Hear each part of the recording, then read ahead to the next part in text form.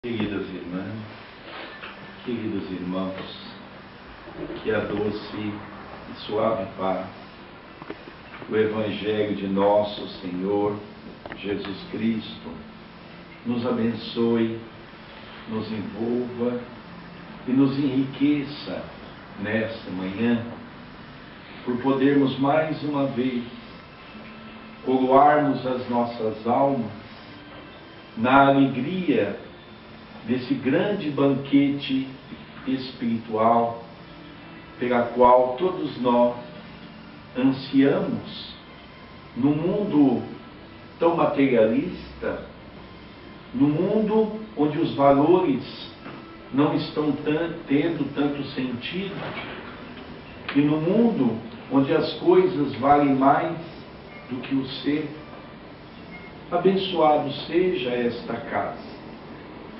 Confesso a vocês que quando Nuno me ligou, mandando uma mensagem um pouco antes de virmos para Portugal, nós estávamos chateados porque, ao olharmos a programação, nós percebemos que essa casa não estava. E eu falei: Nuno, eles fizeram a minha programação e não encaixaram a sua casa. E aí, num determinado momento, quando eu olhei, eu vi que eu tinha o domingo vago. E aí eles disseram para mim: é para você descansar, né? Então eu digo: o espírita já é descansado demais, precisa trabalhar. E aí eu disse: olha, contacte o Nuno, e é com muita alegria retornar na casa desse irmão para rever tantos companheiros, tantos amigos que nós criamos no ano passado. Os nossos temas geralmente se fala sobre o Evangelho.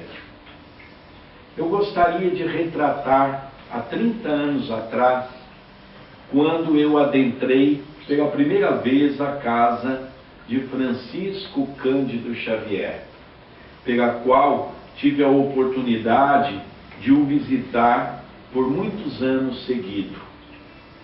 Lembro-me que a primeira conversa com o Chico foi muito marcante, porque nós vínhamos de uma infância e de uma juventude bastante, poderíamos dizer, em desequilíbrio, porque não conhecíamos a mediunidade. E a mediunidade nos fez com que, desde os 12, 13 anos de idade, eu pudesse ser acompanhado com médicos psiquiatras, tomando remédios pelo meu estado nervoso, pela minha condição agitada. E quando então conheci a doutrina espírita, e 3 meses depois tive a oportunidade de visitar o nosso querido Chico. E ao visitá-lo, tive uma surpresa, que o Chico dizia que nós iríamos militar no movimento espírita, no campo da oratória. Mas, no final de 40 minutos de conversa, o nosso Chico fez uma recomendação, que nós deveríamos gastar o nosso tempo em uma casa espírita para podermos falar de Jesus. O Chico dizia: se fala de tudo no movimento espírita, menos de Jesus. E enquanto nós não conhecermos Jesus e não tivermos Jesus em nossas atividades, com certeza nós não conseguimos implantar o cristianismo na terra. Por isso, esse capítulo tão abençoado que nos foi sugerido para a manhã de hoje, o orgulho e a humildade, fazendo parte do capítulo 7º do Evangelho segundo o Espiritismo, do capítulo Bem-aventurados os pobres de espírito. É interessante que quando eu começo a estudar o livro que é o Evangelho segundo o Espiritismo, eu começo a me deparar com muitas páginas falando desse momento tão importante que é o momento do capítulo das bem-aventuranças.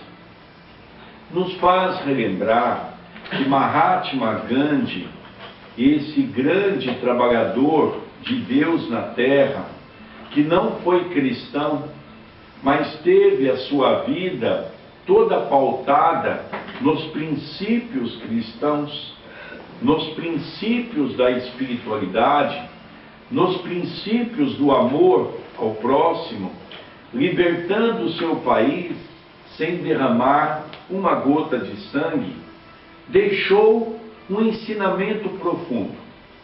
Diz ele que se os homens perdessem todas as obras literárias, se os homens queimassem todos os livros, mas se os homens tivessem um único papel, e nesse papel nós tivéssemos o capítulo das bem-aventuranças, o homem nada havia perdido. Emmanuel, mentor espiritual de Francisco Cândido Xavier, diz que o capítulo das bem-aventuranças é tão importante que é o hino de louvor que nos leva a Deus. É um dos capítulos mais extensos do Evangelho segundo o Espiritismo. E dentre eles, nas instruções dos Espíritos, nós vamos encontrar esse capítulo, o orgulho e a humildade.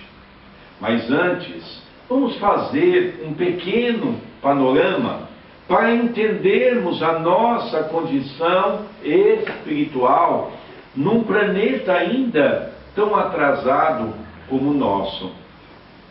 Há 4.000 anos, quando Moisés passou pelos nossos meios, Moisés, vamos relembrar que dirigia um povo itinerante à busca do chamado a Terra Prometida.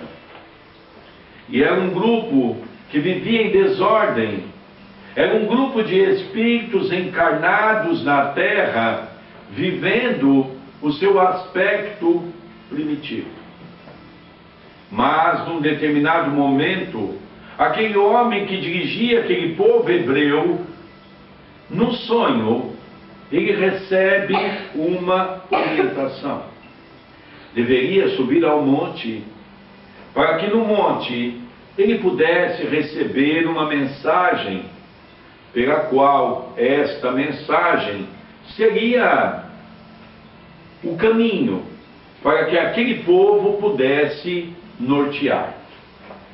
E ele, ao subir ao monte, é verdade que a mensagem demorou-se para ser vinda, mas num determinado momento, os 10 mandamentos vêm até o homem, relembrando que os 10 mandamentos se faz com os seus 2 primeiros itens: o amor, que nós deveríamos ter para com Deus, a orientação de um Deus Pai, de um Deus justo, de um Deus bom, mas o princípio de um Deus único.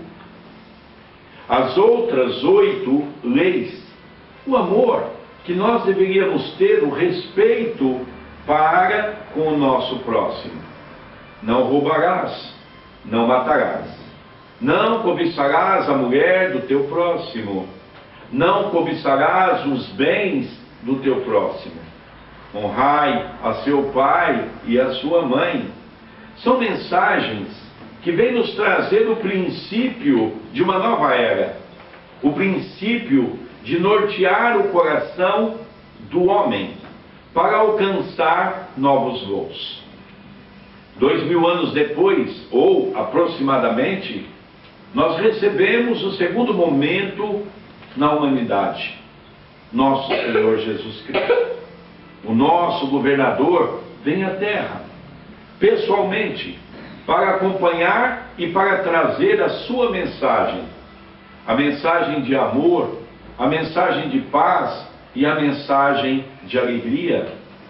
Num determinado momento, Relembremos que aquele jovem, um jovem doutor da lei, indaga Jesus até mesmo para o testar. Senhor, qual é o maior mandamento? E Jesus faz a ele a recapitulação dos 10 mandamentos em apenas 2.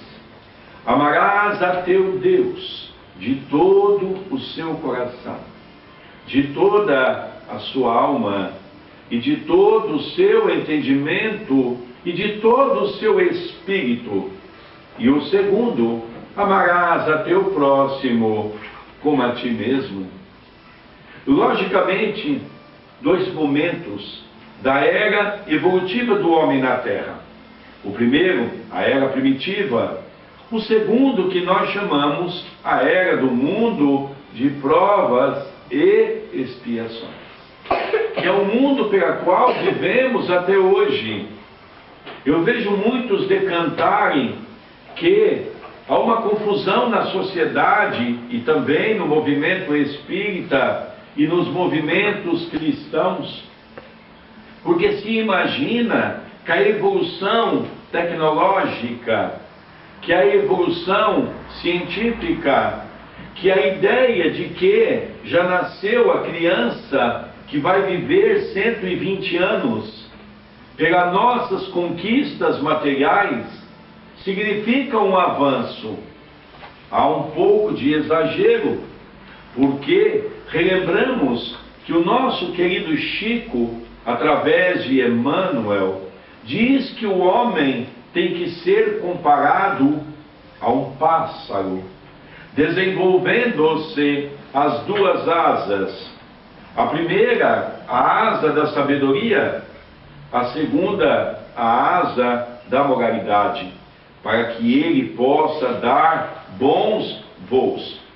É verdade que nós já avançamos muito no tocante à asa da inteligência, mas é verdade também que tudo isso que nós estamos vendo na Terra, nos seus princípios basilares, é de cunho moral. A nossa crise, que nós tanto decantamos, é verdade que ela tem o seu cunho financeiro, mas é verdade que o básico dessa crise é uma crise moral. É uma crise de valores. É uma crise pela qual todos nós somos convidados para repensar. Repensar no Evangelho, repensar em nosso comportamento, repensar nas ideias do homem na atualidade. Relembremos que a doutrina espírita vem trazer para o homem moderno a terceira revelação, que é o mundo de regeneração. O mundo primitivo, na época de Moisés, o mal imperava sob todos os aspectos. Jesus, quando veio trazer para todos nós, como diz no Evangelho segundo o Espiritismo, quando Jesus passou pela terra, fez-a estremecê-la, porque pronunciou pela primeira vez a primeira palavra do alfabeto divino, que é a palavra amor. E eis que a doutrina espírita traz para todos nós a segunda palavra do alfabeto divino, que é a palavra reencarnação. Logicamente, um jornalista pergunta a Chico Xavier: Chico, nós já estamos no mundo de regeneração?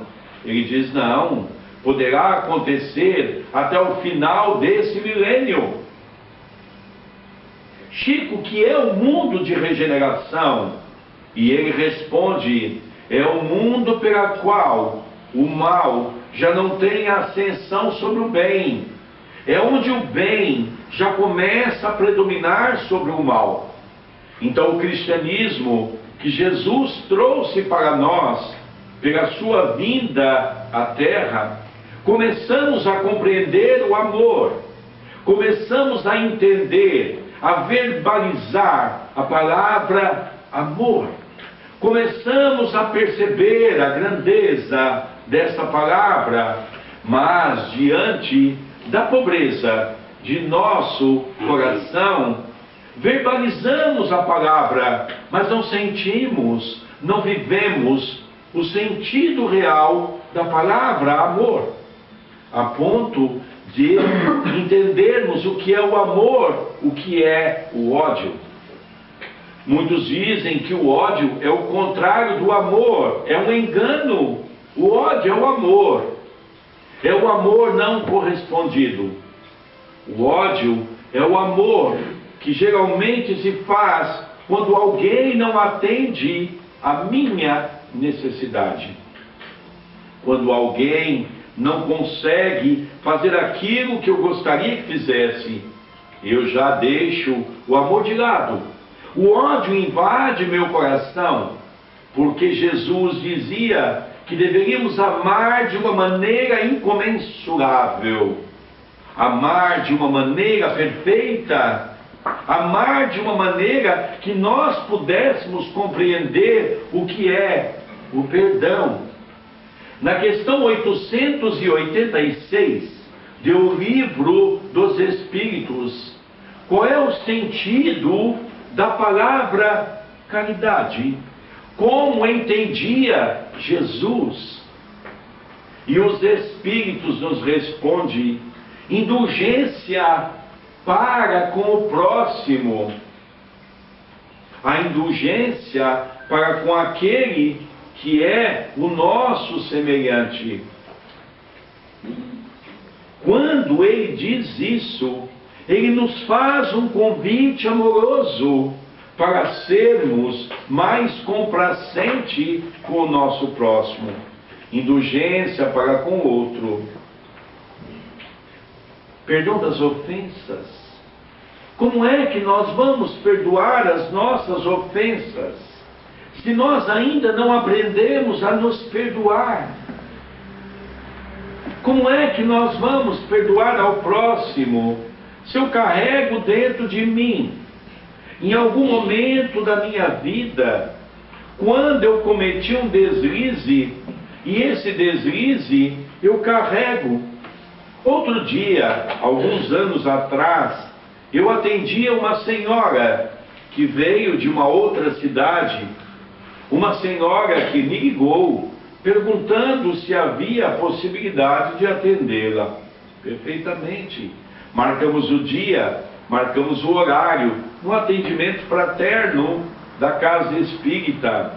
Essa senhora com mais de 70 anos, uma senhora toda cheia de joias, uma senhora que para ao centro espírita com um motorista particular, e ela adentra-se ao centro.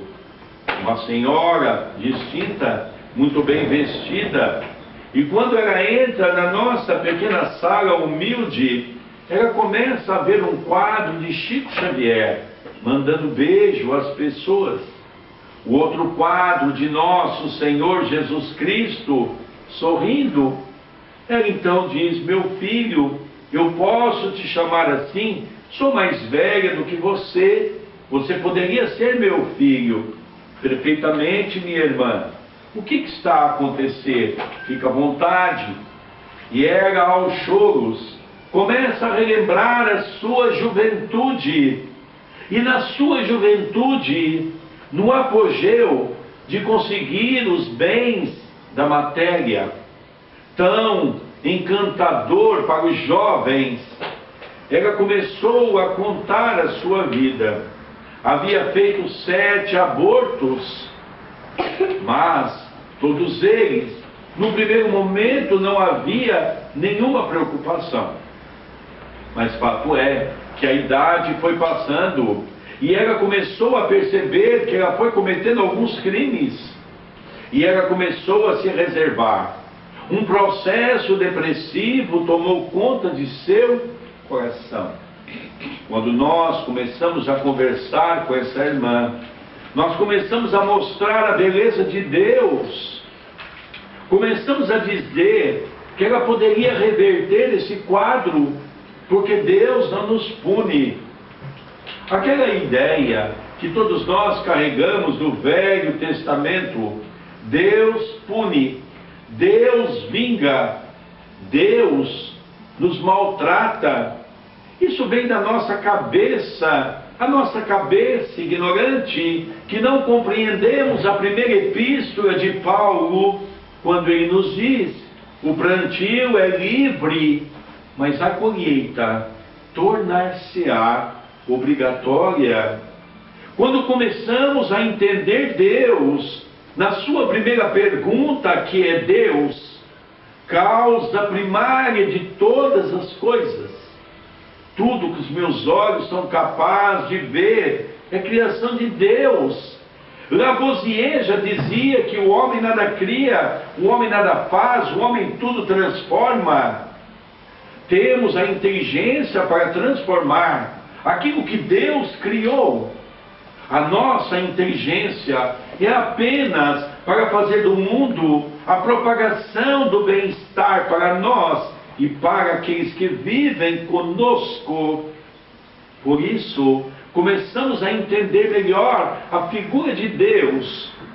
E essa senhora aos prantos dizia: eu sou uma perdida, eu sou condenada por Deus. Não, minha irmã, Deus não condena ninguém.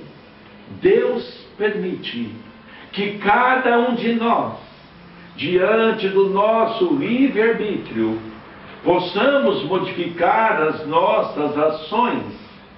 Podemos modificar o nosso pensamento, transformando-o no processo da reencarnação. Todos nós já cometemos tantos equívocos. Já fomos bárbaros, já fomos índios, já fomos primatas, já matamos, já guerreamos. Por isso Jesus nos disse: não julgueis, para não ser julgado. Com a medida que vós julgardes o vosso próximo, tu serás julgado.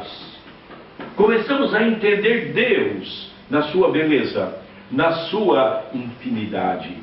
E eis que um capítulo do Evangelho nos traz o orgulho e a humildade. O orgulho é o nosso estágio, daquele que Jesus disse: do pó viestes, para o pó retornarás. Nascemos simples e ignorantes. Para alcançarmos a evolução através dos tempos, através do nosso esforço, saímos do processo do orgulho. Não saímos ainda, mas iremos sair, cada um segundo a sua obra, disse Jesus, o seu esforço, a sua dedicação. O orgulho e o egoísmo, duas chagas entreabertas em nós, duas chagas que têm nos levado à perdição.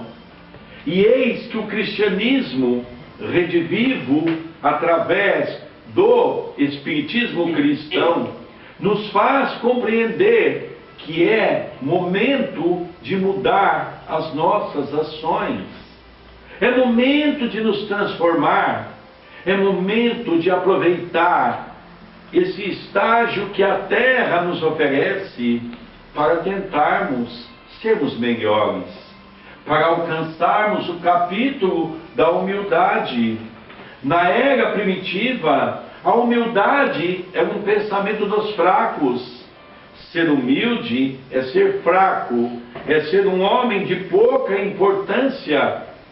Mas a humildade é o que Jesus nos veio a ensinar, pela beleza incomensurável da sua vida. Veio nos trazer a beleza, os ensinamentos da reforma íntima. Por isso, temos que começar a visualizar um novo padrão de vida para os nossos corações.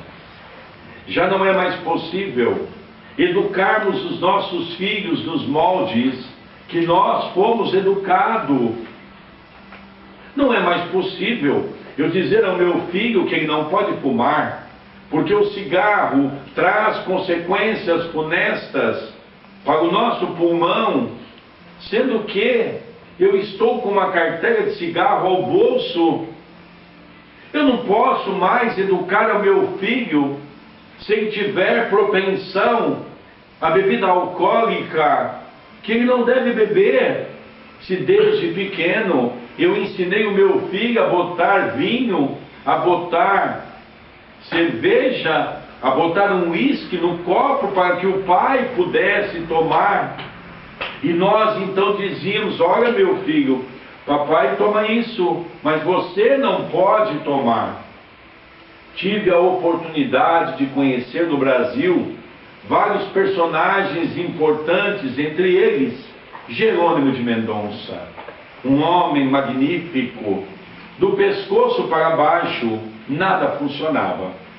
Entrava num centro espírita, numa maca, com certeza não conseguiria fazer palestra nesta casa, porque a maca aqui não adentraria.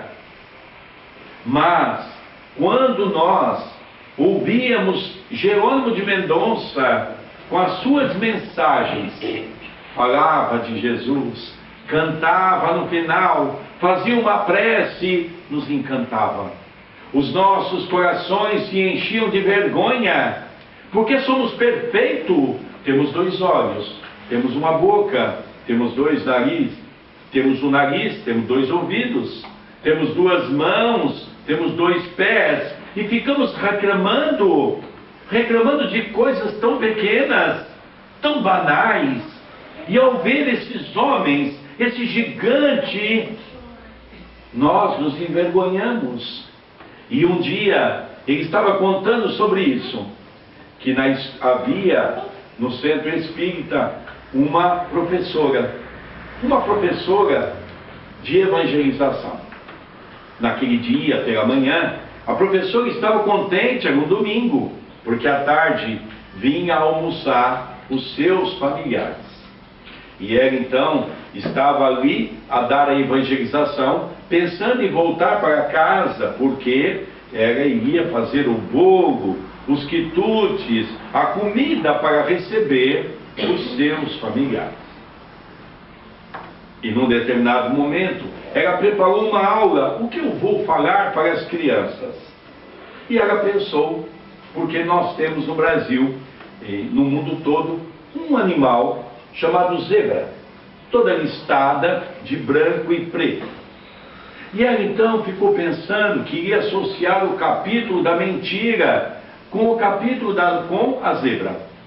E ela então, para ensinar aquelas crianças, aqueles miúdos pequenos, ela pensou: eu vou fazer um comparativo. E diz assim para as crianças: olha, meus filhos, Deus não gosta que nós façamos uma mentira. Então, quando a gente mente, o que acontece? Nós vamos pegar uma zebra. Aí ela botou o desenho de um animal, de uma zebra. Ela diz assim: tá vendo? Quando a gente mente, Deus nos pune. Olha como é que o animal fica, todo listado de preto e branco. E ela ali explicou para as crianças que não podia mentir, porque mentir não podia. E aí então, quando ela chegou em casa, ela estava fazendo o bolo já tinha sido assado, ela já ia para a cozinha fazer o almoço. Quando tocou a campainha, era um senhor de idade, um senhor de rua, um senhor todo maltrapilho, sem fazer a barba, um senhor de um aspecto muito ruim, porque já fazia alguns dias que não tomava banho, não comia. E aquele homem pediu, quando ela saiu, um pedaço de pão. Estava com fome. Seria possível aquela senhora dar-lhe um copo de café com leite? Estava ele com fome. E ela então pensou e disse assim para ele: olha, meu irmão, eu não tenho nada para te dar hoje. A filha, que havia escutado a aula pela manhã, disse então: mamãe, mamãe, segurando no seu vestido e o bolo. A mãe olhou contrafeita pela criança, porque o bolo era para ser cortado para os seus familiares. E ela diz assim, o bolo, mamãe, deu um pedaço de bolo ao homem. E a mãe diz assim, o bolo, minha filha. Logicamente, aquela vontade de pegar a cabecinha da criança e dar uns 3 giradas para o lado esquerdo, mais uns 3 para o lado direito, porque o bolo era para a família, era para cortar para os familiares. E ela então entrou para casa furiosa. E a criança tentou falar, mamãe, mamãe, agora você não diga nada. Aquele jeito carinhoso, aqui eu sei. O Nuno já me contou que aqui em Portugal ninguém faz isso. O povo aqui é muito carinhoso. Mas lá no Brasil, é um povo terrível. E ali então a mãe ficou zangada com a filha. E ali cortou um bolo e a menina diz assim, não mamãe, dê para mim, eu quero dar para aquele homem. E a criança levou um pedaço de bolo. Aquele homem olhou para aquela mãe, olhou para aquela criança, sorriu e disse à criança, Deus lhe pague pelo seu coração generoso, que Ele te abençoe, que Ele te ilumine. O homem foi embora, a mãe entrou furiosa e a filha atrás. Quando a filha foi falar, a mãe não deixou, mas a filha se impôs, mamãe, mamãe. A filha parou. Ela diz, mamãe, e pôs a mão na cabeça. Eu fiquei tão preocupado com a senhora. A mãe ficou um pouco assustada. Por quê, minha filha? Eu fiquei vendo a senhora toda listadinha de branco e preto. E a mãe entendeu o que a filha quis dizer. E o Jerônimo de Mendonça dizia assim, que quando a criança toca o telefone, a criança atende, o pai e a mãe do lado diz assim, se for fulano, diz que não estou.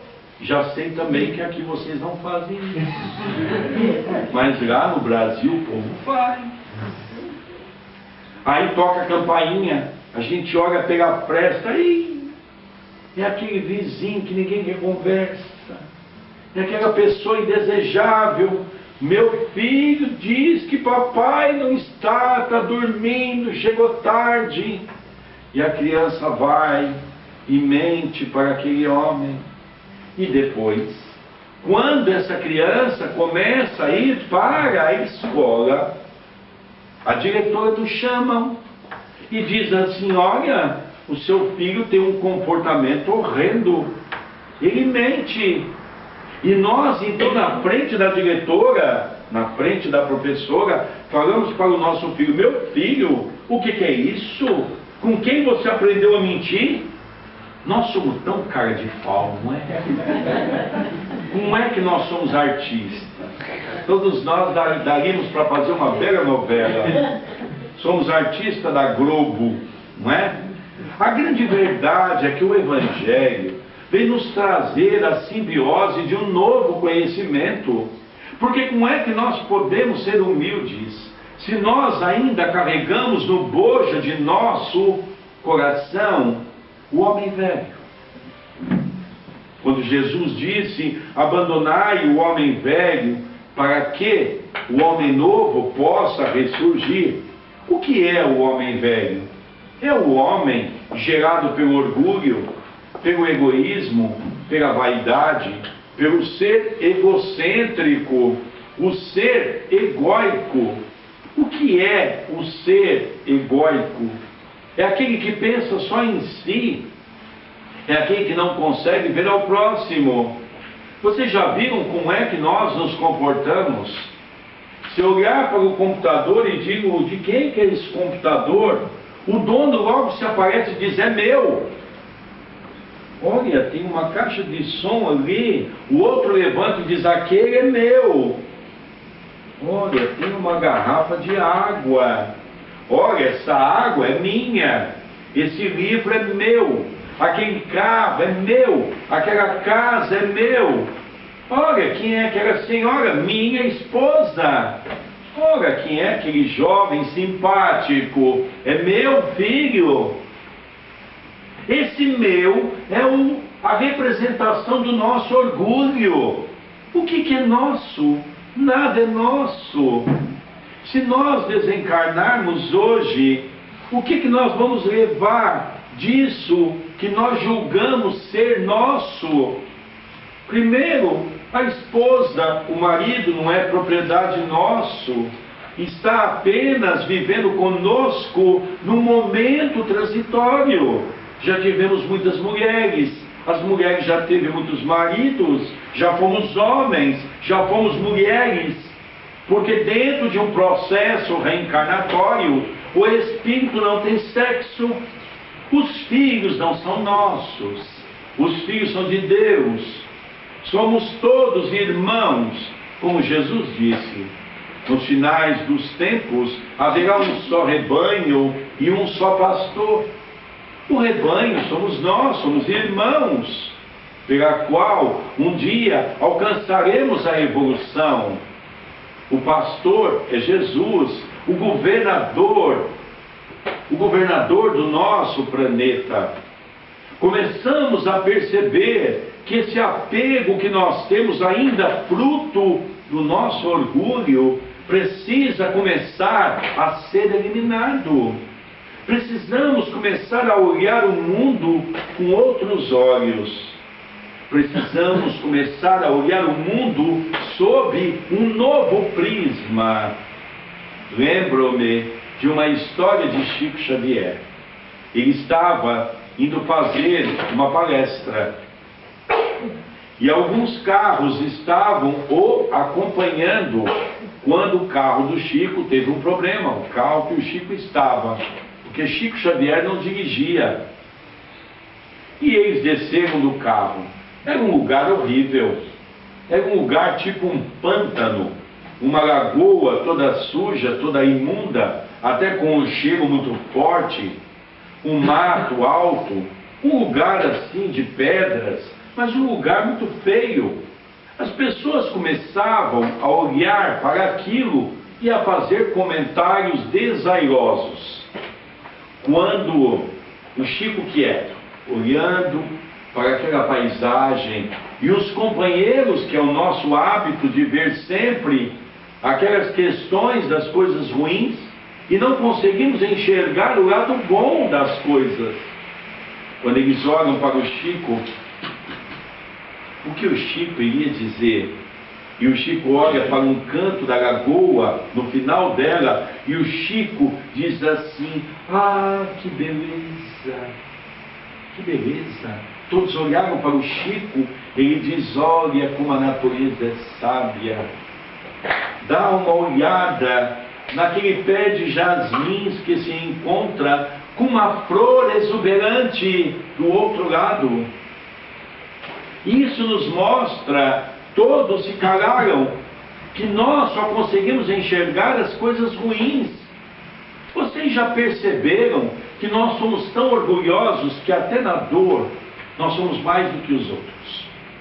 Se o Nuno se aproximar de mim, eu sei que aqui vocês não são assim, mas lá no Brasil eu vou contar como é que é. O Nuno chegar para mim e dizer assim: Sérgio, eu estou com uma dor de cabeça, uma enxaqueca. Eu digo, eu nem espero ele terminar de falar. Eu digo: o que, Nuno? Isso não é nada. Eu estou com o pescoço tampado, eu estou aqui com a garganta tampada, meu coração está acelerado, meu estômago está aqui todo doendo. Até na dor nós queremos ser mais que os outros. Até na dor. É o nosso orgulho, é a nossa vaidade, ainda é a condição do homem velho. Por isso precisamos começar a ter olhos para ver. Eu fico pensando que há coisas de Jesus que parecem coisa de infância. Quando Jesus diz para nós: tenhais olhos para ver, ouvidos para entender. Eu falo: meu Deus, mas que é isso? Lógico que tem que ser assim.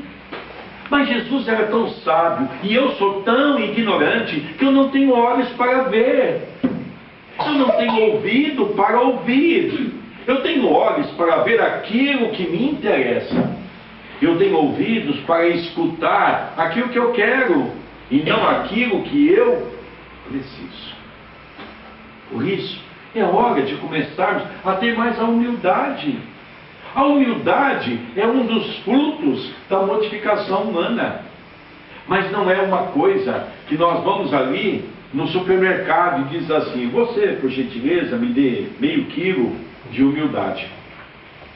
Não tem como eu ir numa farmácia e dizer: olha, dá para você aplicar aqui uma injeção de humildade.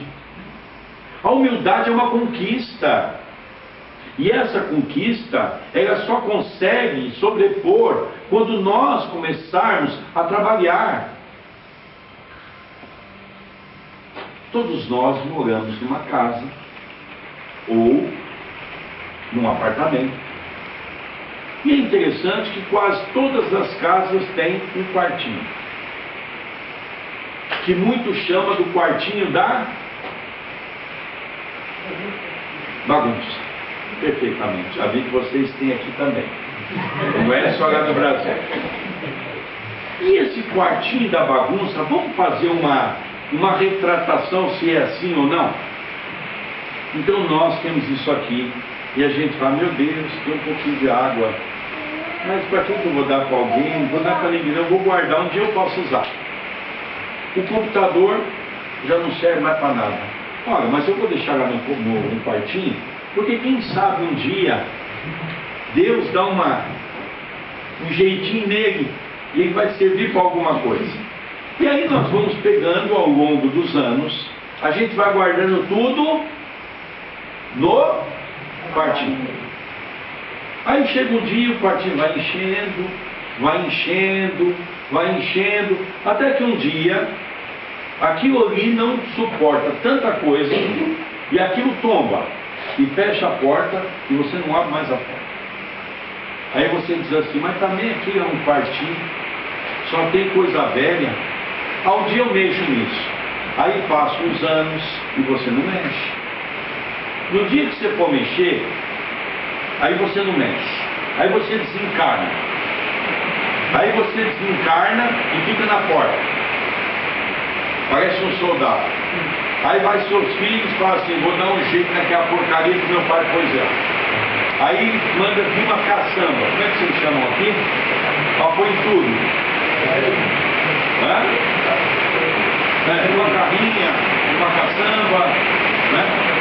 E aí a gente vai e joga fora. Os filhos da gente jogam fora. E a gente fica ali, ó. Não, isso não. Não, isso dá para usar. Não, isso dá. E a gente vai ficando louco, né? Porque aqui vai tudo com lixo. Vai ser deitado no lixo. Esse quartinho é o nosso coração. Esse quartinho de entulho está dentro de nós. É aquilo que nós fomos juntando ao longo de milênios. Porque toda a reencarnação nós fomos guardando coisa nesse quartinho. Então esse quartinho tem o nosso orgulho, o nosso egoísmo, a nossa vaidade, a nossa avareza, porque somos pessoas maledicentes, somos pessoas fofoqueiras, somos pessoas que falamos mal da vida do outro. Sei que aqui o Nuno também já me disse. Nós viemos de lá aqui conversando. Diz: aqui não. Aqui todo mundo, ninguém fala mal da vida de ninguém. O Nuno me falou isso, não falou, Nuno? O povo aqui só fala bem do outro. Mas lá no Brasil, gente, tem uma moda agora no Brasil. Lá agora se compra 2 caixão. Um assim para o modelito como o meu, né? E aí compra-se o outro. Só que o outro tem que tirar a medida da língua, né? Tem uns que tem uma língua, é lingualudo, né? Tem uma língua grande. Aí você compra um caixão a língua, né? Porque tem gente que fala muito da vida dos outros, né? Isso para nos mostrar que esse quartinho nós precisamos ter coragem, que é o que o Espiritismo vem nos propor.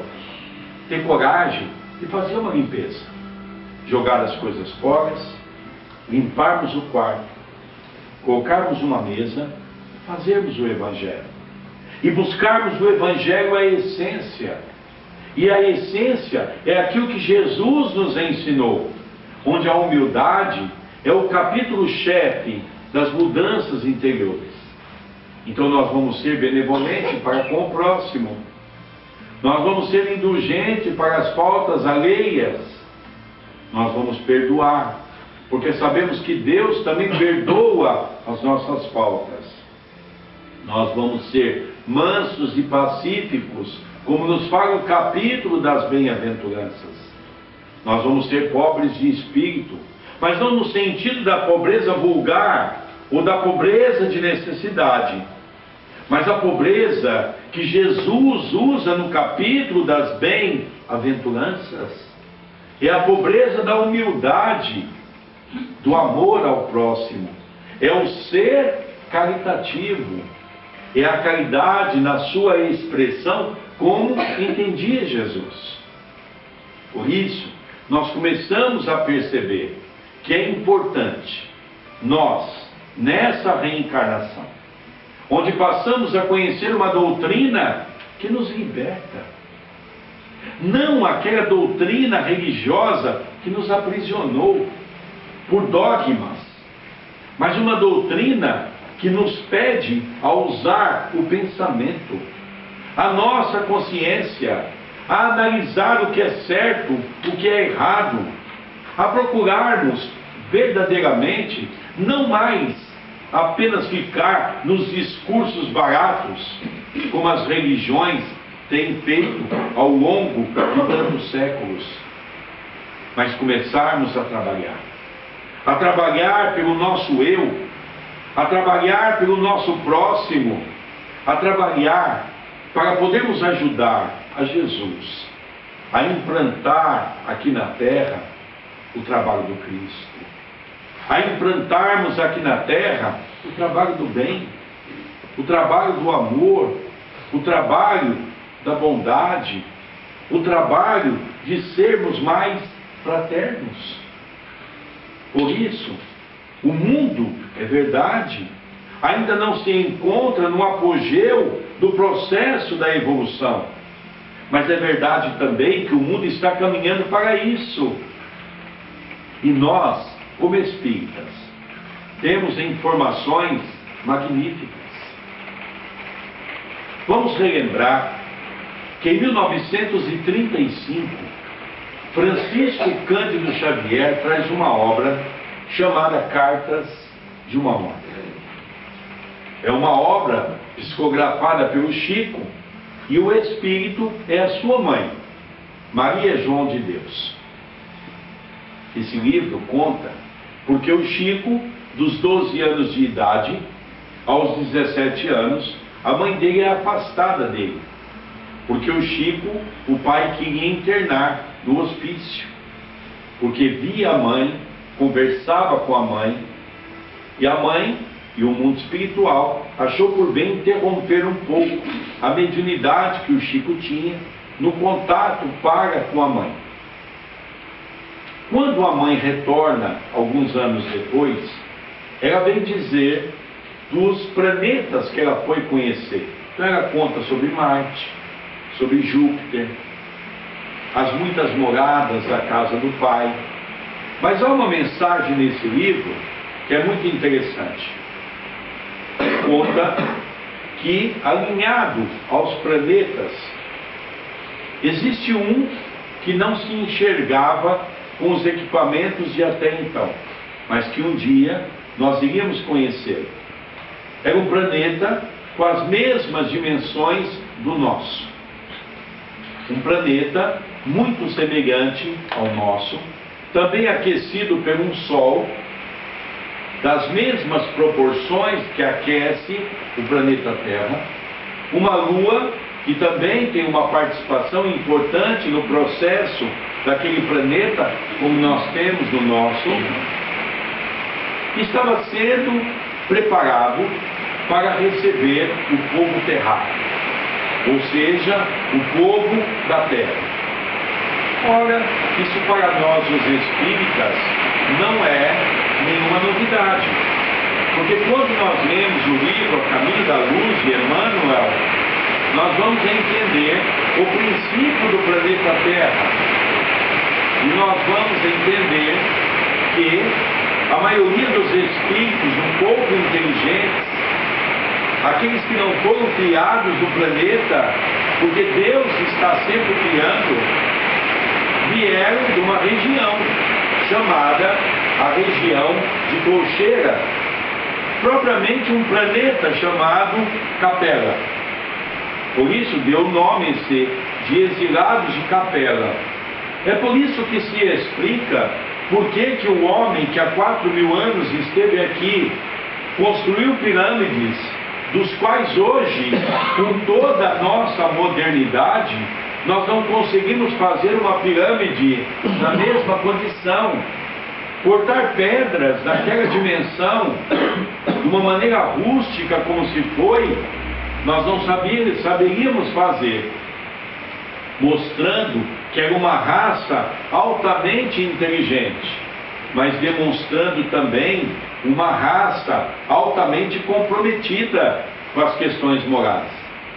A Terra está chegando nessa fase. A Terra já está chegando no seu limiar. Na busca de viver o mundo de regeneração, e aqueles que não querem se esforçar, não querem se dedicar, o Chico dizia que já estava sendo levado, através do êxodo, para esse novo planeta. É interessante que a Federação Espírita Brasileira não quis publicar este livro. Mas é fato que se nós entrarmos hoje na internet, que nos dá todas as informações, vamos buscar em 2005, praticamente 70 anos depois do livro de Chico Xavier, 2 cientistas aqui da Europa que recebeu o título do Prêmio Nobel da Astronomia, porque eles conseguiram descobrir um planeta alinhado ao sistema dos nossos planetas. E ele conseguiu descobrir que o planeta, as dimensões, é exatamente da mesma maneira que está retratada no livro Cartas de uma Morta. Portanto, aqueles espíritas acomodados, que hoje acham que terá todo o tempo, através da reencarnação, para voltar à Terra, pode estar enganado. Podemos não ter mais oportunidade aqui no planeta. Agora que o planeta está bom, agora que o planeta está começando a ficar maravilhoso, nós vamos querer sair daqui para recomeçar no planeta primitivo? Por isso, como disse Jesus, cada um segundo as suas obras. Vamos nos esforçar um pouco mais. Vamos trabalhar um pouco mais para eliminar o homem velho, as nossas imperfeições. E vamos procurar que não consigamos sair desse quadro, do orgulho para o ser humilde, porque não se transforma do dia para a noite. André Luiz, no livro Libertação, nos diz que o homem está há 40.000 anos lutando contra a razão. Logicamente, não é em poucos anos que vamos nos tornar criaturas evoluídas, mas a doutrina espírita nos dá a oportunidade de sermos um pouco melhores. É possível mudar em algumas coisas. É possível controlar alguns de nossos vícios. É possível trocar um pouco do nosso tempo, aquele tempo que nós usamos de maneira tão equivocada, para podermos fazer o bem a alguém. Alguns sempre me dizem: Sérgio, a Europa é diferente, não é igual ao Brasil, que tem a pobreza, mas uma pobreza muito séria. É verdade, pode não ter a pobreza, mas existe o pobre espírito. E o pobre espírito não é o pobre de espírito, como nos diz a mensagem de hoje. O pobre espírito é aquele que precisa de um sorriso, de uma palavra amiga, de um abraço. Ele não precisa do nosso dinheiro, ele precisa da nossa atenção. É isso que podemos ser caridosos, porque a caridade é mal compreendida. Ah, se eu não fizer caridade dando a esmola, eu não sou caridoso. Capítulo 9 do Evangelho segundo o Espiritismo, do item 7º, a paciência. E lá nos fala qual é a caridade mais fácil de ser exercida. A caridade da esmola. Qual é a caridade mais difícil de ser exercida? A caridade do perdão.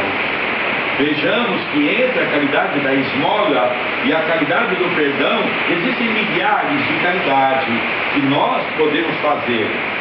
Basta termos vontade, basta nós sairmos dessa letargia que nos encontramos, levantarmos da cama, de uma cadeira e começarmos a projetar a nossa vida no campo do bem, no campo de auxiliar ao próximo.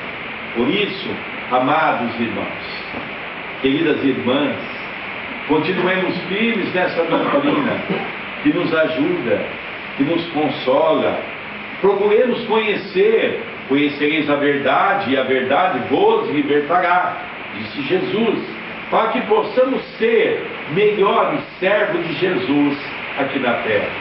Que Jesus, o nosso mestre, o nosso amigo, possa continuar nos envolvendo, nos abraçando e elucidando os nossos corações, hoje, agora e todo o sempre, que assim seja.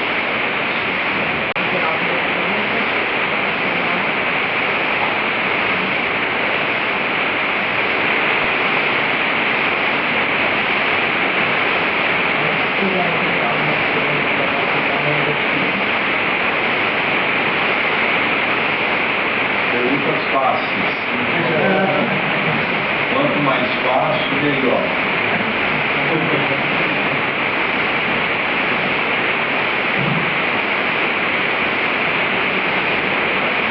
Gente, eu sempre digo que nós temos que ficar à vontade na casa espírita, né? Eu percebo que depois que a gente faz a palestra, faz as perguntas, as pessoas não perguntam e depois dizem assim: olha, eu queria fazer uma pergunta, mas me senti confortável.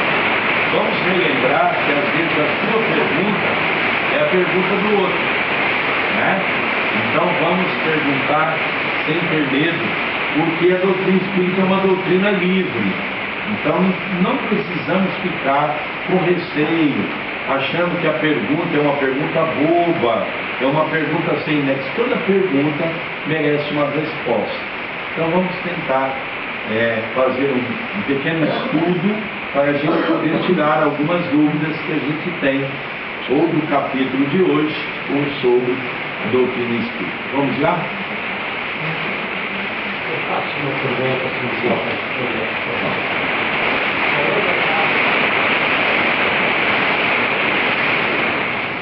falou da parte científica, falou da parte moral, falou da parte do êxito, quando o homem é conhecido. E por isso, quando eu poderá atingir o êxito?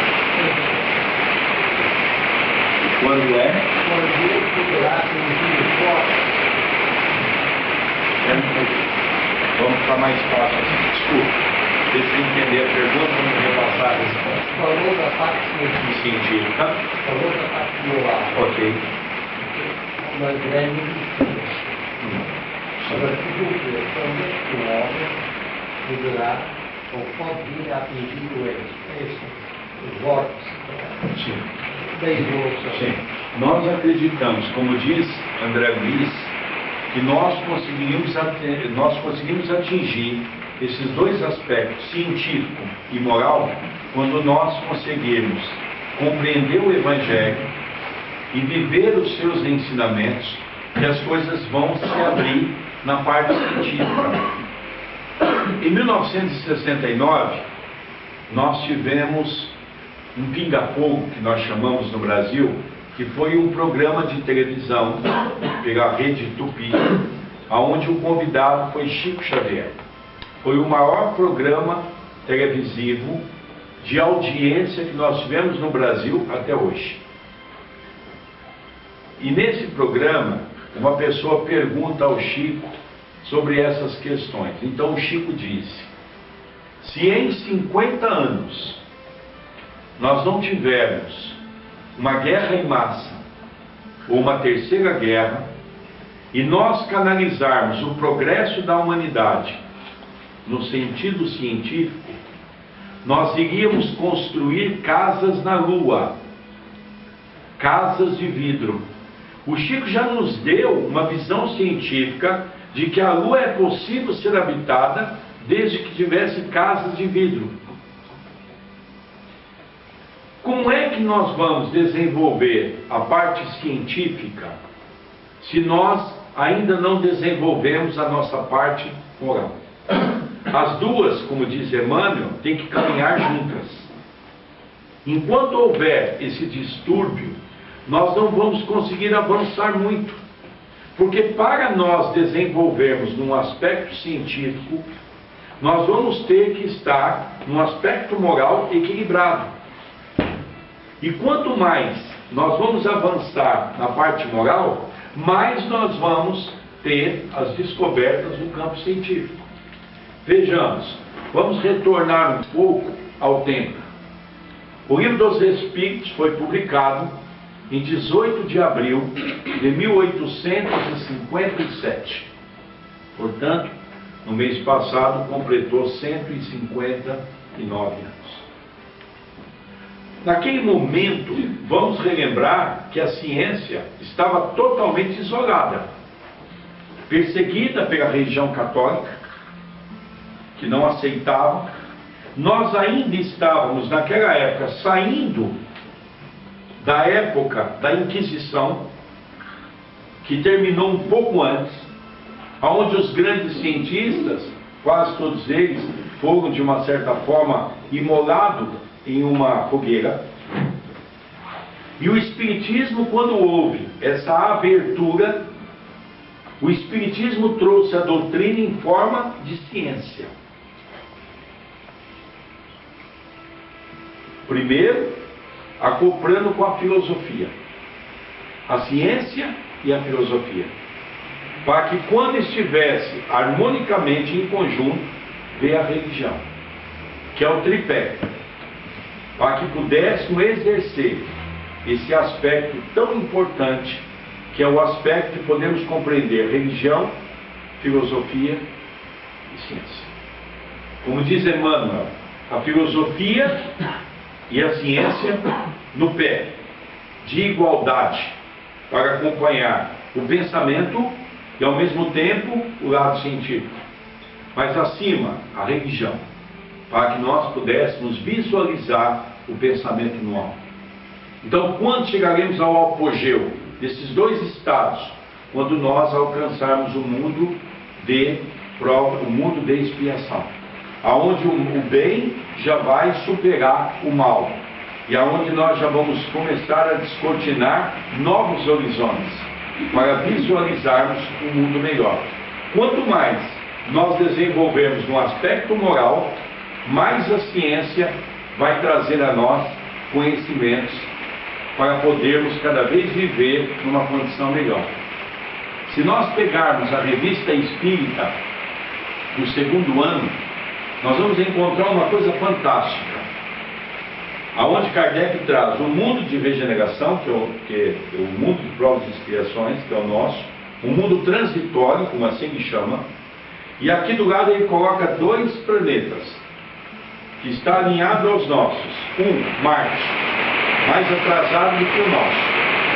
O outro, Júpiter, está mais evoluído que o nosso. Então nós vamos ver a comparação desses três planetas, o nosso, Marte e Júpiter.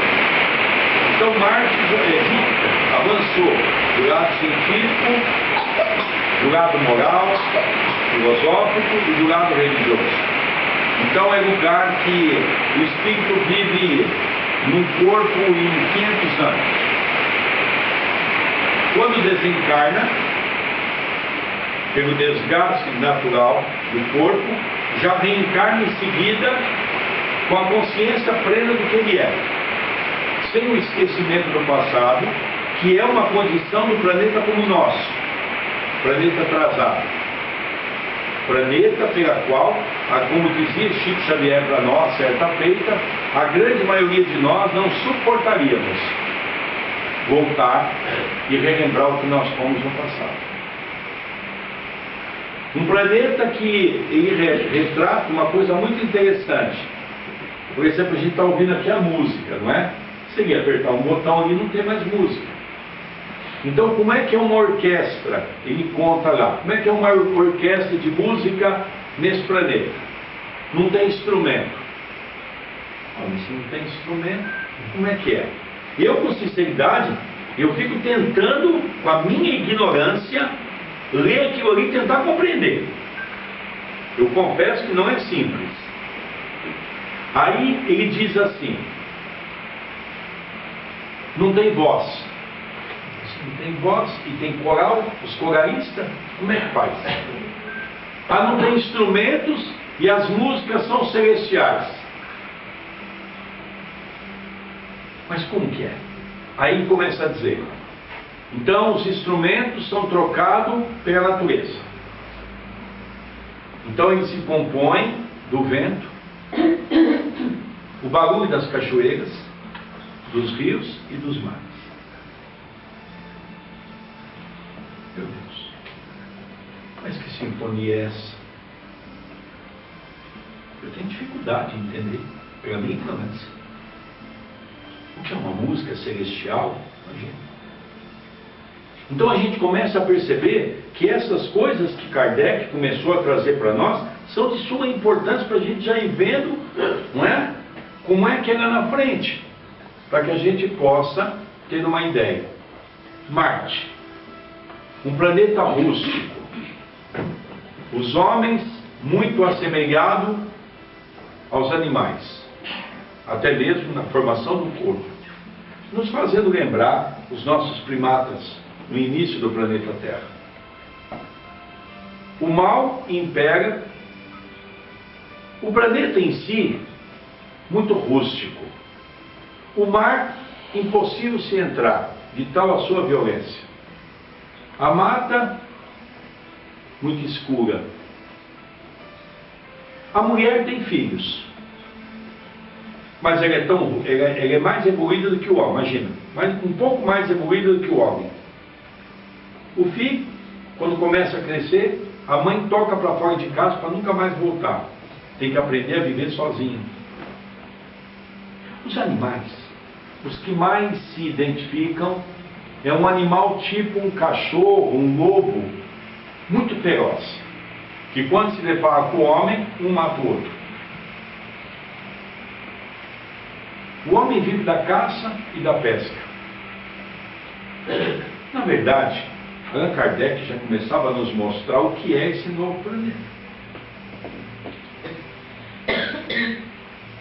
O que é esse novo planeta? Então, quando eu digo que hoje nós temos uma oportunidade abençoada, é porque vai depender de nós. Nós somos capazes de continuar no planeta Terra, ou de irmos para reconstruir um planeta como esse, com uma inteligência bastante avançada, mas ainda no método bastante primitivo. Então eu acredito que dentro dessa pergunta, nós já estamos a passos largos, né, para podermos caminhar. Eu me lembro que uma vez o Chico nos disse assim: olha, meus filhos, nós vamos chegar a uma era onde nós vamos receber as crianças já num patamar evoluído muito grande. Essas crianças vão mudar o planeta. Eles vão vir com uma moral muito forte, com conhecimentos muito grandes. Eles vão se envolver nas empresas, nos comércios, na ciência, na filosofia, na religião. Eles vão se envolver na política, no judiciário. Passaram-se já quase 30 anos.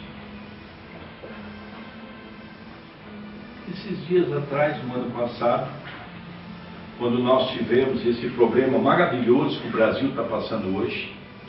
É um problema maravilhoso. Porque uma hora tem que desmoronar o castelo da corrupção, o castelo dos aproveitadores. Uma hora tem que cair. E de repente o nosso judiciário começaram a entraram jovens, muitos, em todas as áreas. Daqui a pouco apareceu um jovem chamado Sérgio Moro, que é um juiz federal. Começou a prender todos os homens mais ricos do Brasil. Com isso, começou a pegar todos os políticos. E a coisa começou a estourar para todo lado. Os políticos levantaram-se para ir contra ele. Um belo dia, eu estava assistindo a televisão com o meu filho, André Luiz, e de repente os juízes fizeram uma reunião para apoiar Sérgio Moro. E aí o André estava sentado do meu lado, eu já nem me lembrava dessa história. E o André falou: papai, olha a televisão. Sim, André, é o pessoal que está apoiando o Sérgio Moro, são juízes. Mas olha, papai, o senhor não está olhando direito. O que, filho? O que você está vendo que eu não estou vendo? Olha, o que o Chico disse.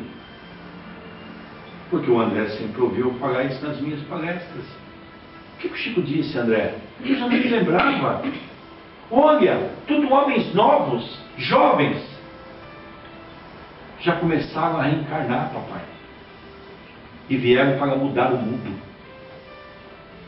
Então aqueles que acham que o mundo está violento, que o mundo não tem mais jeito, não. Isso aqui não está um barco à deriva, não. Isso aqui tem um governador, chama Nosso Senhor Jesus Cristo. Isso aqui tem um Lênin. Acontece que está tendo as suas últimas oportunidades. E a maioria desses espíritos não ficam mais aqui. Que os navegantes saibam disso. Então nós estamos começando a ver a ciência, a demonstrar tudo isso. A ciência já comprova a reencarnação. A ciência já comprova a comunicabilidade com os espíritos. A ciência já nos dá uma visão ampla de evolução. Por quê? Para aqueles que vão ficar aqui no mundo de regeneração. Então nós entendemos que a partir de agora a ciência vai caminhar a passos mais rápidos para que a gente possa cada vez mais termos a oportunidade de podermos conquistar essa evolução em vários aspectos. Então nós precisamos, primeiro, sair do orgulho, sair desse homem velho, desse marasmo que nós precisamos, para que, com a humildade, alcançar voos, permitir que nós cresçamos. Então nós acreditamos que realmente nós vamos chegar nesse ponto, que é a pergunta, nesse estágio, unindo-se o aspecto da moral, unindo-se o aspecto da ciência, e elas podem comprovar e andar juntas perfeitamente. O Espiritismo, até alguns anos atrás, tinha muitas pessoas que diziam que não era religião. Como que não é religião? Por que não é religião? Alguns chegaram a comentar até que Kardec havia pisado na bola.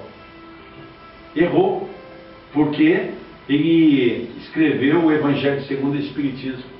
Ora, mas será que alguém tem consciência de que nós vamos evoluir numa sociedade como a nossa sem Jesus?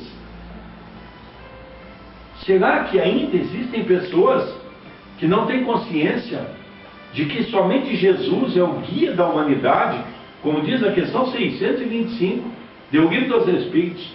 Qual é o guia e o modelo mais perfeito que Deus concedeu ao homem? Vede Jesus.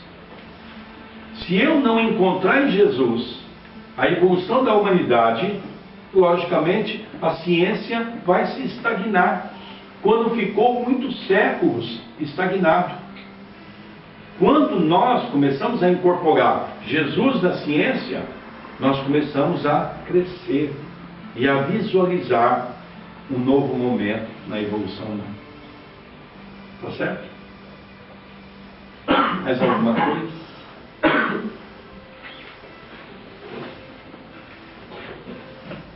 Fazer uma pequena questão. Desculpe. Eu trabalho num sítio com muitos idosos. E Com? Idosos. E muitas vezes as pessoas se queixam, a gente sabe dos idosos. E eu às vezes digo, se tiver, como há bocado, eu me entendo que um senhor que estava paralisado nos falou. E se estiverem numa cama, sem se mexer, acho que é muito pior.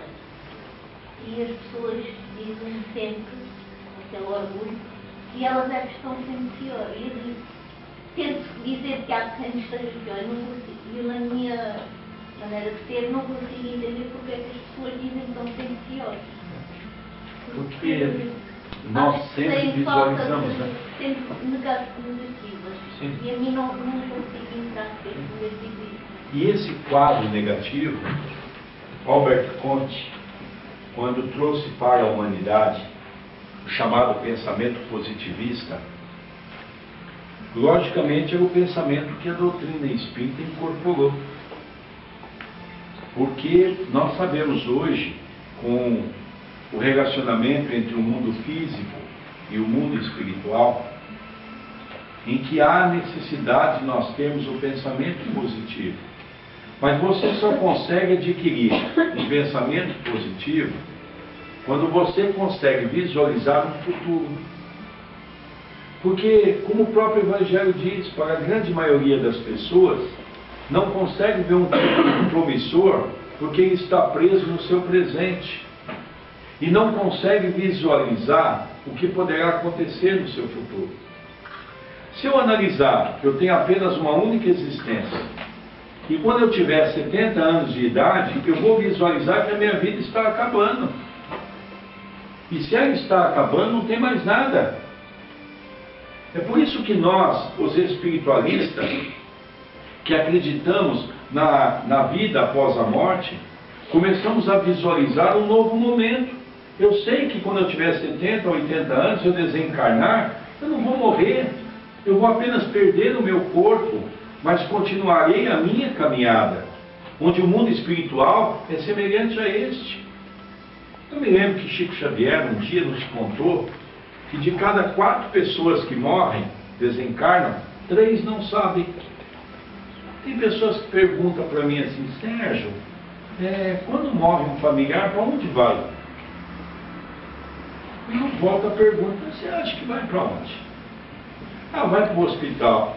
Esse é merecedor de ir para um hospital? Vai para um lugar de sofrimento. Será que a pessoa está tão ruim assim? Porque também pode ir. Mas, no geral, para onde vai o espírito? Para a nossa casa. Para onde que ele vai? Para a nossa casa. Eu tenho que perceber como é que ficou aí as visitas que o Gilberto no desencarne. Não, mas espera um pouco. E todo mundo tem ajuda no desencarne? Primeiro precisamos saber o que é o mundo espiritual. Todo mundo tem ajuda no mundo espiritual? A pessoa é merecedora? A pessoa cometeu um tanto de aborto e chega no mundo espiritual, tá lá, vem cá, meu filho. Chega. Ficam à deriva a grande maioria. Se não for merecedor, fica à deriva. E só. O Espiritismo vem nos trazer a beleza da vida. Você quer ser melhor recepcionado no mundo espiritual, faça a sua parte. E a nossa parte é a transformação. Tem espírito que fica 300 anos, 400 anos, 500 anos. Porque esse é o grande problema nosso. A irmã fez uma pergunta fantástica. Eu acho uma pergunta muito interessante. Por quê? Porque nós achamos assim. Primeiro que nós já achamos que somos bons, né? Mas eu sou tão bom. A gente percebe no peito. Eu sou tão bom. Olha, a gente fala mal da vida do outro. A gente não ajuda ninguém. A gente é avarento. Nós somos pessoas que não temos assim compaixão de ninguém. Falamos mal de todo mundo. E de repente eu digo assim, não, mas tem uma coisa.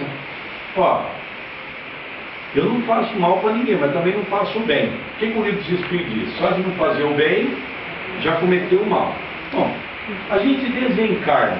Como é que a gente vai viver no mundo espiritual? Do jeito que eu disse. Se você desencarnar com uma pessoa que não foi nem bom nem mal, para onde você vai? Para a tua casa. E você vai ficar muito tempo na tua casa. Aí você vai começar a perceber que algumas coisas diferentes. Como? Ninguém te atende, ninguém conversa com você, lógico, a pessoa não está te vendo. Aí no trabalho mediúnico a gente conversa com os espíritos assim. Eu digo, mas ninguém percebeu na sua casa alguma coisa diferente? E não, nunca conversei com ninguém mesmo, minha casa é uma bagunça. A gente já não se conversa há muito tempo mesmo, aquele negócio todo. E não percebeu que desencarnou porque na casa ninguém conversava com ninguém. Isso é comum os espíritos dizerem isso para nós. Então, minha irmã, a gente começa a perceber que há sim os irmãos socorristas, mas para aqueles que se fazem merecedores. Não adianta nós falarmos aqui, não, gente, vamos continuar do jeitinho que nós estamos, ninguém precisa se esforçar, ninguém precisa fazer muita coisa, não. Chegando lá, tem aqueles irmãos de branco, protetores, vão vir nos receber. Né? Não. André Luiz, olha, nosso lar. Sabe quem foi André Luiz? O maior sanitarista que nós tivemos no Brasil foi o Dr. Carlos Chagas. Dr. Carlos Chagas descobriu uma doença que evitou que milhões de pessoas pudessem desencarnar de um pequeno mosquitinho chamado barbeiro. Ele picava e o coração incha. E a pessoa tem desencarne com pouco tempo. Esse homem representou o Brasil em várias partes do mundo. Era um homem considerado um dos seres mais inteligentes que nós tivemos até hoje na área científica. Ele ficou 8 anos no umbral. Sabe por quê? Ele não aceitava que as pessoas passavam perto dele e falavam: "Ô, suicida! Ô, suicida!" Eu não sou suicida, eu não me suicidei. Quando ele foi atendido 7 para 8 anos depois, em nosso lar, por intermédio da mãe, não foi por merecimento dele, e aí ele perguntou para o Bralísias, que é um enfermeiro: "Mas por que eles me chamam de suicida? Eu não sou suicida?" "Não, você é assim. Você é. Você bebeu a ponto de ser alcoólatra. E a bebida fez com que o seu corpo, você abreviasse o seu tempo na Terra. E você comia muito, de uma maneira desregrada, onde você também teve um problema no estômago. Então você voltou para o mundo espiritual há alguns anos que estava previsto na sua ida. Então você é o chamado suicida inconsciente." Então ele ficou esse período em sofrimento no mundo espiritual até ser atendido. Então a gente percebe que essa pergunta é importante porque o mundo espiritual hoje, sendo retratado nas obras literárias que todos nós temos, na experiência de quase 30 anos de trabalho mediúnico, conversando com os espíritos, a gente percebe que realmente do lado de lá as coisas não são nada boas quando aqui nós somos acomodados, quando aqui nós estamos com a vida paralisada. Por isso que o Espiritismo vem e sempre com aquele tocante de dizer: olha, vamos fazer um pouco mais, vamos ser caridosos, vamos ajudar as pessoas, vamos tentar fazer alguma coisa a mais. Para quê? Exatamente para a gente sair. Para a gente sair da Terra um pouco melhor do que quando aqui chegarmos. Aí sim, nós vamos ser recebidos por entes queridos, por amigos, vamos ser tratados no mundo espiritual. Isso é verdade. Mas aí nós vamos ter que ter o chamado merecimento. Tá bom? É uma coisa que me bate muito com a situação. Quando nós conseguimos fazer o bem,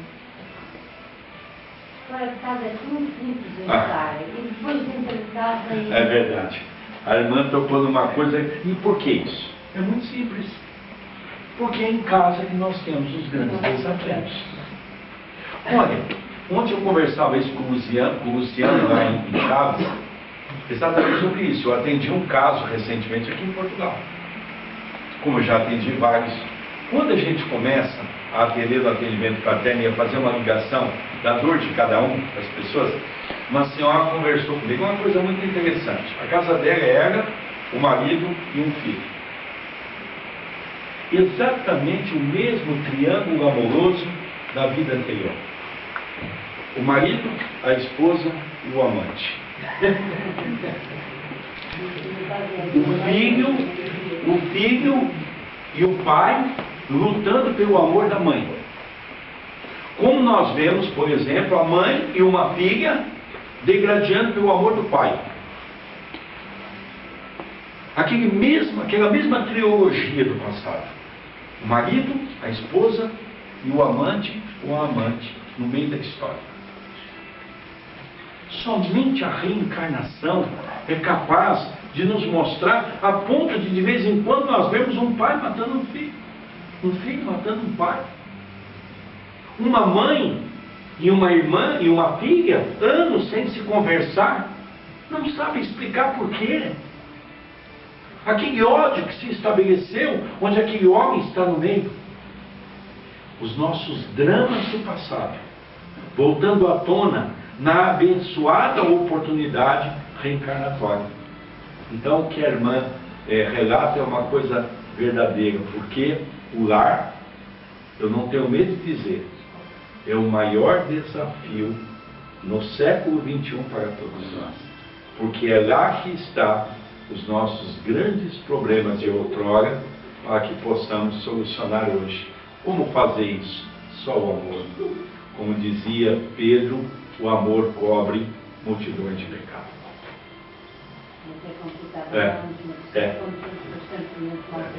É complicado, é verdade. Principalmente quando há violência, né? Seja a violência física, seja a violência verbal. Mas há uma coisa também, minha irmã, que é como nosso amigo espiritual está nos dizendo aqui, nesse momento. Nós não podemos esquecer que daqui ninguém é vítima. Uma das coisas mais difíceis de nós entendermos é essa questão. Por quê? Porque a gente se coloca sempre como vítima, porque é nós que estamos passando pela dificuldade. Em partes, nós somos vítima atual, é verdade. Mas quando eu estudo o Espiritismo, eu começo a ver a grandeza. Porque quando eu pego Paulo que diz, o plantio é livre, mas a colheita tornar-se-á obrigatória, eu começo a entender que, meu Deus, dê-me força, dê-me coragem, para que eu possa suportar esse momento. Que eu não entre num problema de revolta, que esses irmãos familiares eu não tenha no processo do ódio, mas que eu os compreenda, que tudo que eu estou passando é para a minha evolução, porque faz parte da minha colheita. O Espiritismo não é uma doutrina oca que nos ensina a esmo um comportamento indevido e que nós temos que aceitar com o processo dogmático.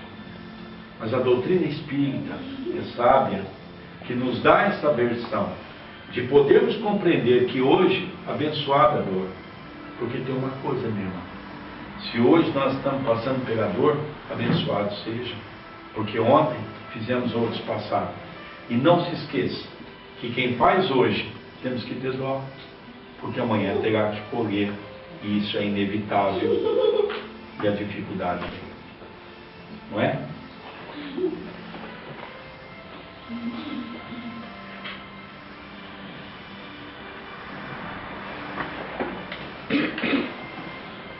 Mais alguém?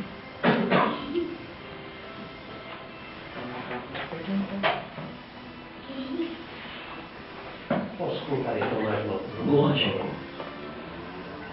Há bocado falou que Deus perdoava, e perdoa. E pergunto-me, onde é que fica a responsabilidade dos atos praticados?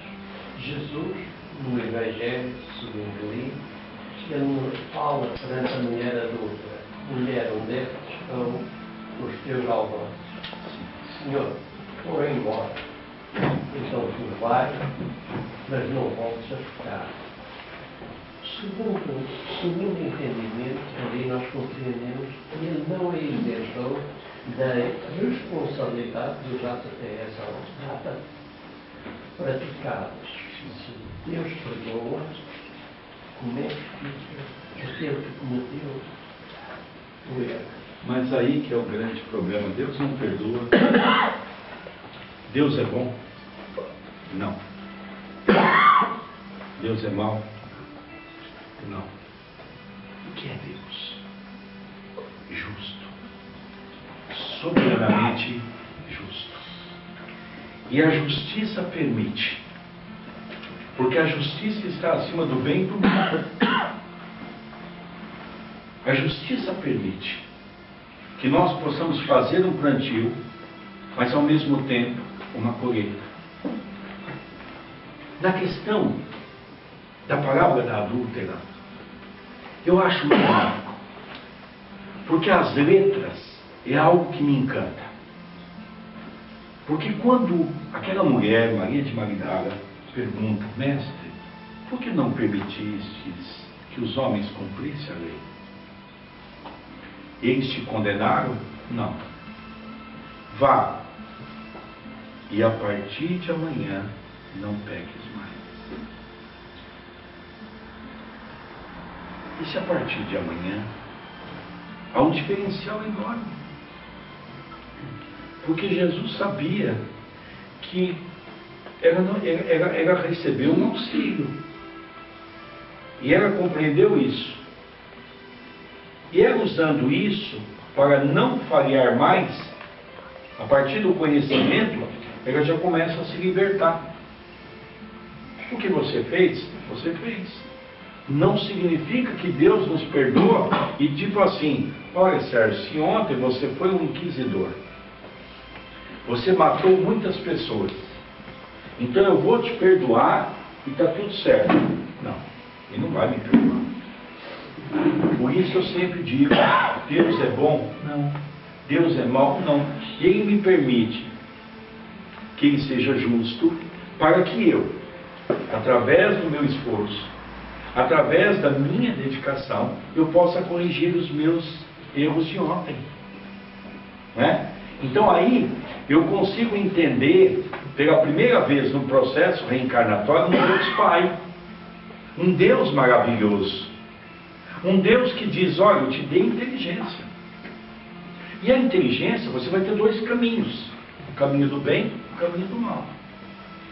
E aí eu vou te permitir que você siga qual dos dois você quiser. Só que o fruto daquilo que você fizer nesses caminhos, você vai ter que colher. Interessante, eu vou contar uma particularidade rápida. Aí entra a justiça divina. Quando eu saí de um banco para entrar num outro banco, que eu era gerente bancário, no dia 2 de abril de 2000, eu estava na minha casa comemorando o aniversário do meu filho, do André Luiz. E dia 2 de abril também é aniversário do nosso Chico. E na segunda-feira eu ia acompanhar o Vasseg, que é um psicólogo, que ia fazer um trabalho de psicografia em Jundiaí, e eu que ia dirigir o trabalho de psicografia, aquelas cartas para os familiares. E aí começou a minha vista a ficar ruim, e eu comecei a perder a visão, começou a passar uns negocinhos pelo meu olho, e aquilo foi tampando, no domingo já foi tampando, quando chegou na segunda-feira, eu já estava cego do olho. Fui num oftalmologista, não encontrei, fui no outro, eu vou para Jundiaí, amanhã, terça-feira, eu vejo isso. E aí, quando na terça-feira eu fui procurar o médico, ele disse para mim: olha, você tem que fazer uma operação urgente, porque você teve um descolamento de retina. E é grave. Mas nós vamos tentar recuperar a sua vista. Descolou em 80%. Bom, começou o drama. Eu operei, fiz 13 operações na minha vista esquerda. Quando foi a 9ª operação, a 8ª ou a 9ª, a esposa do médico foi fazer uma foi tirar as medidas para colocar uma lente de contato. Quer dizer assim, olha, o doutor João falou, olha, você vai enxergar sem óculos, do lado esquerdo. Bom, tá bom, né? Para quem está cego, sem um óculos é muita coisa, né? E eu disse, mas é engraçado. Quando eu fiquei cego do olho, na quarta-feira, antes da operação, eu fui no centro, o nosso amigo espiritual se aproximou e disse assim para mim, o doutor Marco Antônio, meu filho, agradeça a Deus, porque quem tem um olho em terra de cego é rei. E agradeça a Deus pelo outro, que você está sendo auxiliado. Nós somos tão ignorantes que eu confesso que eu não entendi. Naquele primeiro momento, a colocação do Dr. Marco Antônio. Quando passaram mais ou menos 5 anos, que ela foi tirar, ela começou a tirar a medida do olho, e falou, ah, Sérgio, olha, eu não estou conseguindo tirar, seu olho está muito arrebentado, está muito feio, eu vou tirar do outro olho, que eu já vi que mais ou menos a medida é igual. Bom, tira do outro. Ela sentada aqui, eu aqui, nós sentados, e minha esposa atrás de mim. E aí ele perguntou assim, ela perguntou, Sérgio, você fez uma operação no seu olho direito? Não, nunca fiz. Ela assim olhou estranho e começou. E aí depois ela falou, Sérgio, posso te fazer uma pergunta? Ele pode. Você nunca operou seu olho direito? Tenta se lembrar quando você era criança, jovem. Aí, como eu sempre levei as coisas na brincadeira, né? Eu disse para ela assim, olha doutora, a senhora começa a me assustar. Eu estou achando que seu marido me operou errado. E ela sorriu, se divertiu, a Soraya também sorriu e ficou. Quando terminou, ela disse para mim assim, olha Sérgio, eu não sei te explicar, mas eu cientificamente comprovo que seu olho está operado. Aí, o Dr. Marco Antônio, nosso amigo espiritual, se posiciona ao lado. Eu vi que ele estava sorridente. Eu falei, o que aconteceu, Dr. Marco Antônio? O senhor está sorridente hoje? Ele disse, pois é. Você lembra que eu disse a você que você deveria agradecer a Deus?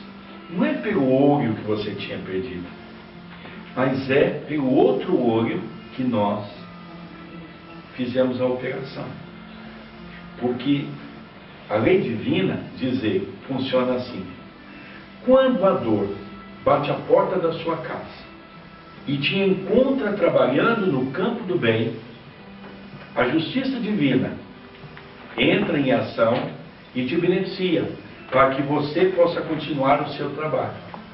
Era para você ter ficado cego dos 2 olhos.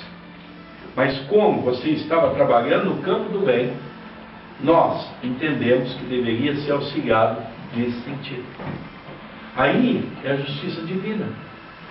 E é aí que entra a justiça divina, nesse sentido. Então nós podemos modificar os nossos caminhos? Podemos. Nós podemos fazer com que as coisas aconteçam de forma diferente? Sim. Ah, mas eu tenho destino. Não. A palavra destino é mal compreendida até pelos espíritos, até pelos espíritas. Nós não temos destino como nós imaginamos. O nosso planeta não permite ainda que nós tenhamos um destino. O que nós temos é um pré-destino, pela qual nós podemos mudar o nosso percurso, porque somos pessoas livres e somos pessoas capazes de mudar o nosso caminho. Então nós começamos a perceber que quando fazemos a caridade, procuramos ajudar o próximo, procuramos nos corrigir, aquele passado criminoso começa a ter alguns auxílios para que a gente possa sofrer menos, para poder ir quitando gradativamente o nosso compromisso do passado. Dessa maneira a gente consegue perceber a grandeza de Deus, nos dando a sua justiça, para que a gente possa, o mais rápido possível, quitarmos os nossos débitos que cometemos ontem no campo da criminalidade e no campo do nosso orgulho, do nosso egoísmo.